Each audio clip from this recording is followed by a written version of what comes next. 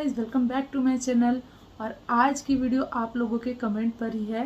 Last video में मैंने आप लोगों से पूछा था कि यदि आप चाहते हैं कि मैं किसी टॉपिक पर वीडियो बनाऊं तो आप कमेंट करें, और आपने जानना चाहा है कि मैंने अपने पोस्टपार्टम हेयर लॉस से कैसे डील किया। तो आज की वीडियो इसी टॉपिक पर है, तो वीडियो को एंड तक देखना बिना स्किप किए। और वीडियो को स्टार्ट करने से पहले वीडियो को लाइक करें और चैनल को सब्सक्राइब कर दीजिए ताकि आप बहुत सारी वीडियोस देख सकें। और यदि आप चाहते हैं कि मैं किसी टॉपिक पर वीडियो बनाऊं तो आप वीडियो के नीचे कमेंट करें, मैं उस टॉपिक पर वीडियो बनाने की कोशिश करूंगी। तो चलिए, वीडियो को बिना स्किप किए देखना है ताकि आपको कोई कंफ्यूजन ना हो। तो हमारा पहला पॉइंट है शैम्पू। मैं कोशिश करती हूँ कि अपने बालों को हमेशा साफ़ रखूँ, और इसके लिए मैं वीक में 2 बार शैम्पू करती हूँ। और कोशिश करती हूँ कि मैं केमिकल फ्री शैम्पू से ही अपने बालों को वॉश करूँ। और इसके लिए मैंने एक हर्बल शैम्पू भी बनाया हुआ है। आप चाहे तो मेरे चैनल पर जाकर वीडियो देख सकते हैं, लिंक मैं डिस्क्रिप्शन बॉक्स में दे दूंगी। सबसे बेस्ट शैम्पू है ये आंवला, रीठा और शिका का ही शैम्पू। आप चाहे तो इसको घर में बनाकर स्टोर कर सकते हैं। 2 महीने के लिए आप इसे स्टोर कर सकते हैं फ्रिज में रख के। फुल डिटेल वीडियो आप चैनल पे प्लीज़ चेक करें, और हो सके तो आप यही शैम्पू यूज़ करें। वीक में आप एक बार ये शैम्पू यूज़ करें और एक बार आप बाज़ार का कोई भी शैम्पू यूज़ कर सकते हैं। क्योंकि अगर आपके पास टाइम नहीं है इसको बनाने के लिए तो आप कोशिश करें कि कोई भी शैम्पू आप मतलब यूज़ करें, लेकिन वीक में 2 बार आप अपने बालों को वॉश ज़रूर करें। बालों को हमेशा साफ़ रखना बहुत ज़रूरी है। अगर आपके बाल गंदे रहेंगे, स्कैल्प गंदा रहेगा, तो इससे भी आपके हेयर फॉल बहुत ज़्यादा हो सकते हैं। तो इसलिए अपने बालों को ज़्यादा से ज़्यादा साफ़ रखें। जब मेरी डिलीवरी हुई थी तो मैं खुद से शैम्पू नहीं कर पा रही थी, इसके लिए मैं सलून में जाकर बाहर जाकर मैंने अपने बालों को वॉश कराया था।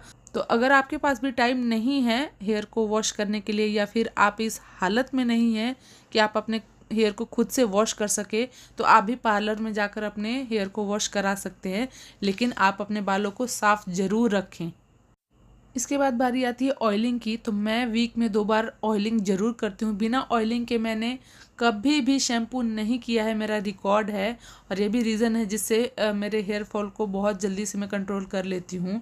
तो इसके लिए उस टाइम में पोस्टपार्टम हेयर फॉल के टाइम में ऐसा था कि मैं ज़्यादा कुछ नहीं कर पा रही थी हेयर केयर के लिए। तो इसलिए मैं सिंपल 2 चम्मच कोकोनट ऑयल लेती थी और उसमें 1 चम्मच मैं बादाम का ऑयल लेती थी, बादाम रोगन का। क्योंकि बादाम ऑयल बालों को बहुत तेज़ी से लंबा करता है, साथ ही ये बालों में एक शाइन ऐड करता है, बालों को स्ट्रॉन्ग बनाता है, और बालों की ग्रोथ के लिए बहुत ज़्यादा ज़रूरी है। और उसमें मैं 2 विटामिन ई कैप्सूल तोड़कर मिक्स करती थी और अच्छे से अपने स्कैल्प पर मसाज करती थी। फ्रेंड्स, याद रखें कि पोस्टपार्टम हेयर फॉल में आपको अपने स्कैल्प का मसाज ज़रूर करना है, क्योंकि इससे जो बाल आपके गिर गए हैं ना, वो वापस से आने में हेल्प होगी। तो इसलिए आपको स्कैल्प मसाज ज़रूर करना है, और उसके साथ ही ऑयलिंग के साथ ही करना है। ऑयलिंग को आपने कभी भी स्किप नहीं करना है। वीक में 2 बार आपने ऑयलिंग करनी है। जब भी आप शैम्पू करोगे उससे पहले हो सके तो आप एक रात पहले आप ऑयलिंग कर लें, और नेक्स्ट मॉर्निंग में आप शैम्पू करें। और ऑयलिंग करने का सबसे अच्छा तरीका ये है कि आप ऑयल को अपने फिंगर टिप्स पे ले और फिर स्कैल्प पर हल्के हल्के हाथों से मसाज करें। याद रखना है कि आपको नेल्स से बिल्कुल भी रब नहीं करना है स्कैल्प पर, वरना इससे इचिंग और खुजली, घाव कुछ भी हो सकता है। तो या तो आप कॉटन के हेल्प से भी आप ऑयल को अपने स्कैल्प पर लगा सकते हैं, और इससे आपके बाल बहुत जल्दी जल्दी वापस आने लगेंगे।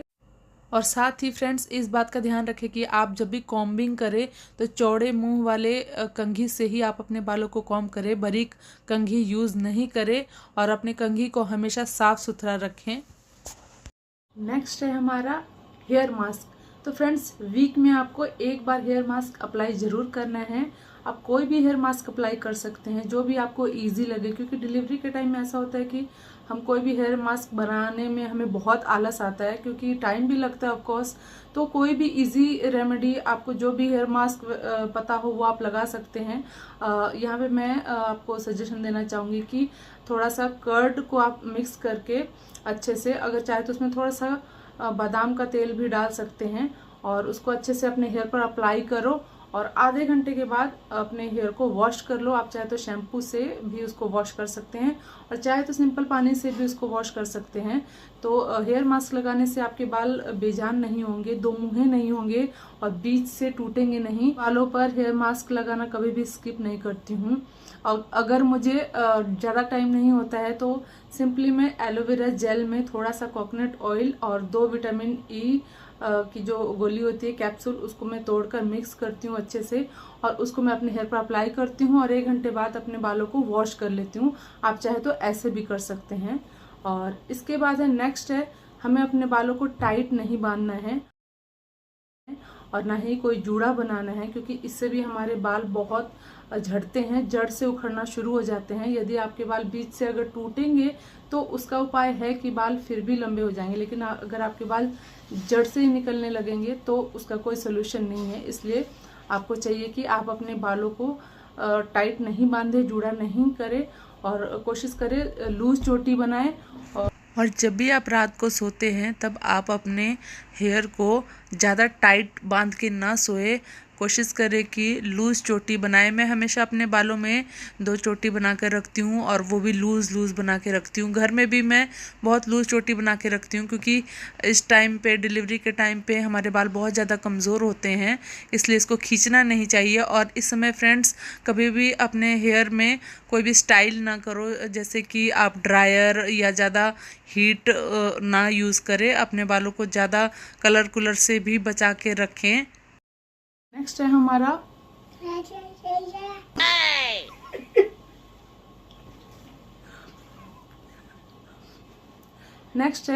स्लीपिंग।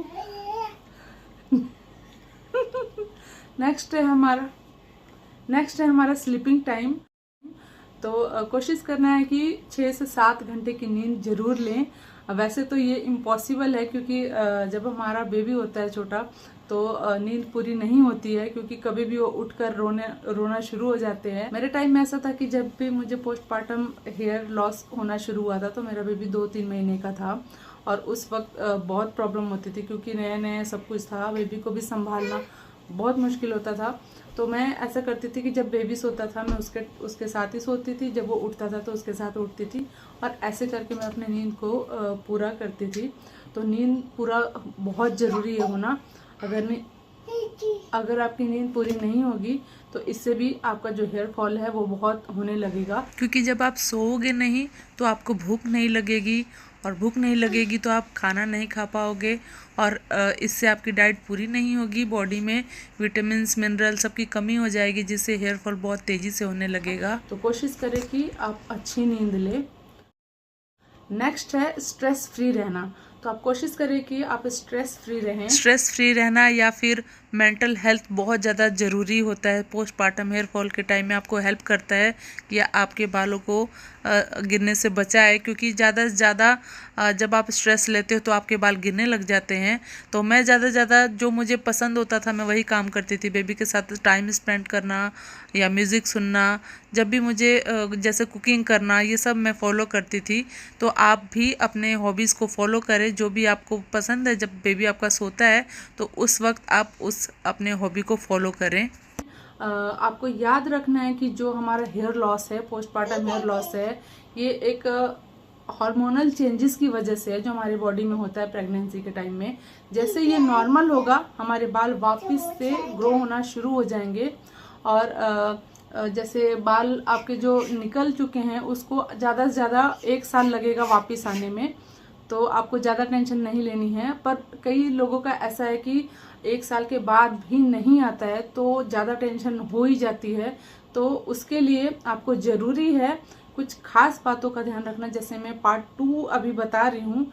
ये तो पार्ट 1 है, जो शैम्पू, ऑयल, हेयर मास्क हो गया, बालों को बांध के नहीं रखना है, स्ट्रेस फ्री रहना है और अच्छी नींद लेनी है। लेकिन पार्ट 2 में डिवाइड कर रही हूँ जो है डाइट। बहुत इंपॉर्टेंट रोल प्ले करता है हेयर लॉस के टाइम में। ये नॉर्मल हेयर लॉस जो होता है ना उसमें भी काम आता है और जो पोस्टपार्टम हेयर लॉस है उसमें भी काम आता है। तो आप अपने डाइट का बहुत ही ख्याल रखें। तो सबसे पहले आपको डाइट में iron, calcium, protein, biotin, vitamin D और B12 वगैरह सब कुछ आपको ऐड करना है और कोशिश करें कि जो आपकी डाइट है वो बहुत ही स्ट्रॉन्ग हो, क्योंकि अच्छी डाइट नहीं लेने की वजह से भी जो आपके जो हेयर फॉल हो रहे हैं वो और होते जाएंगे। लेकिन जब आप अच्छी डाइट लोगे तो आपके हेयर फॉल जो है वो रुक जाएंगे और वापस से आपके बाल ग्रो होने लगेंगे। जब मेरी डिलीवरी हुई तो उस टाइम मुझे बिल्कुल नहीं पता था कि मुझे हेल्दी और बहुत ही साफ़ सुथरा खाना खाना चाहिए। यानी कि मैं उस टाइम में ना पिज़्ज़ा समोसे, क्योंकि प्रेगनेंसी के टाइम में मुझे सब कुछ मना किया हुआ था, इसलिए जैसे ही डिलीवरी हुई तो मैं फ़ास्ट फूड पर टूट पड़ी थी। लेकिन जैसे ही मेरे को हेयर फॉल की प्रॉब्लम शुरू हुई तो मैंने रियलाइज़ किया कि भाई मुझे अब अच्छी डाइट करनी पड़ेगी। और बहुत ज़्यादा मुझे परेशानी झेलनी पड़ी थी, क्योंकि मुझे इसके बारे में पहले पता ही नहीं था कि ऐसे ऐसे हेयर फॉल होता है। इसलिए मैं कोशिश करती थी कि ब्रेकफास्ट में मैं ओट्स खाऊं, उबले हुए अंडे और ऑमलेट, या ये जो भी वेजिटेबल्स आप देख रहे हो ये बॉईल किया हुआ है हल्का सा नमक डाल के, और सैलेड हो गया, फ्रूट्स हो गया। और मैं कोशिश करती थी कि पालक ज़्यादा से ज़्यादा, हरी पत्तेदार सब्जियां खाऊं जो भी सीज़न में मिलता है। तो वो आपको भी ऐसे ही अपने खाने में आयरन, कैल्शियम और विटामिन डी सब कुछ ऐड करना है, जिससे आपकी खून की कमी पूरी हो जाए। क्योंकि डिलीवरी के टाइम में काफ़ी खून हमारा बह चुका होता है, उसकी वजह से भी बाल गिरने लग जाते हैं। तो सबसे पहले हीमोग्लोबिन ठीक करना है। इसके लिए मैं ये जूस आपको बता रही हूँ, बहुत इम्पॉर्टेंट है। इसके लिए आपको 1 चुकंदर, 2 गाजर, 1 सेब और 2 आंवला और 1 टुकड़ा अदरक का लेना है। अच्छे से धोकर कट कर लेना है और उसको किसी भी जार में, मिक्सी में आपने ग्राइंड करना है और उसको छान लेना है। और ये आपका इतना बढ़िया जूस बनकर तैयार है। ये आप दिन में किसी भी टाइम ले सकते हैं। आप चाहे तो इसको खाली पेट में भी ले सकते हैं, या फिर मैं ज़्यादातर इसको 10-11 बजे के टाइम पर लेती थी। और ये बहुत ही इफ़ेक्टिव है। आप इस जूस को ज़रूर ट्राई करना। इससे आपके hair fall, normal hair fall में भी ये काम करता है। और बॉडी में जो भी पोषक तत्वों की कमी की वजह से भी अगर हेयर फॉल किसी का हो रहा है वो भी ठीक हो जाएगा। और पोस्टपार्टम के टाइम पे ये मैंने रेगुलर बेसिस पर पिया है। इसके अलावा मैंने अपने डाइट में पनीर को बहुत ज़्यादा ऐड किया। ऐसा था कि उस वक्त मुझे नॉनवेज खाने का मन नहीं करता था, इसलिए मैं नॉनवेज को मशरूम से रिप्लेस किया था। मशरूम में मैंने पनीर को फ्राई किया हल्के हल्के से घी में, और सैलेड के साथ मैं इसको ज़्यादा से ज़्यादा लेती थी। कोशिश करती थी कि मैं प्रोटीन से भरा हुआ खाना खाऊं, जिसमें प्रोटीन और कैल्शियम, आयरन सब कुछ हो। फ्रेंड्स, एक ही वीडियो में डिटेल में सब कुछ बता देना पॉसिबल नहीं है। अगर आप चाहे तो मुझे कमेंट करें, नीचे बताएं, तो मैं एक फुल डिटेल सिर्फ डाइट पर बता दूंगी कि उस वक्त मैं क्या क्या डाइट खाती थी। क्योंकि काफ़ी टाइम तक मेरा हेयर फॉल चलता रहा और उसके लिए मैंने अलग अलग सब कुछ ट्राई किया। फिर बाद में मैंने नॉनवेज को भी ऐड किया। कोशिश किया कि मैं सब कुछ खाऊं जिससे मेरे जो बाल हैं, मुझे एक थोड़ी सी टेंशन तो मुझे भी हो गई थी कि कहीं मेरे बाल वापस नहीं आए तो मैं क्या करूँगी। इसके लिए मैं सब कुछ करती थी। और रात को सोने से पहले मैं जीरा और अजवाइन को अच्छे से मैंने रोस्ट कर लिया था और उसका पाउडर बना लिया था। और सोने से पहले गुनगुने पानी में हल्का सा काला नमक डालकर मैं उसको पीकर फिर सोती थी। और यही रूटीन अगर आप भी अपनाते हो तो आपको काफ़ी फ़ायदा मिलेगा। एक ही वीडियो में सब कुछ डिटेल बता देना पॉसिबल नहीं है, फिर भी मैंने कोशिश किया कि मेन पॉइंट्स मैं आपको बता दूं। फ्रेंड्स, अगर आप चाहते हैं कि मैं एक फुल डिटेल बनाऊं डाइट पर, तो आप नीचे कमेंट बॉक्स में कमेंट जरूर करें। तो आज की वीडियो, उम्मीद करती हूँ कि वीडियो आपको अच्छी लगी होगी। वीडियो पसंद आई होगी तो वीडियो को लाइक करना, चैनल पर नए आए हो तो चैनल को सब्सक्राइब करना। और भी बहुत सारी वीडियोज़ आती रहेंगी। मिलते हैं बहुत जल्दी नेक्स्ट वीडियो के साथ, तब तक के लिए बाय बाय।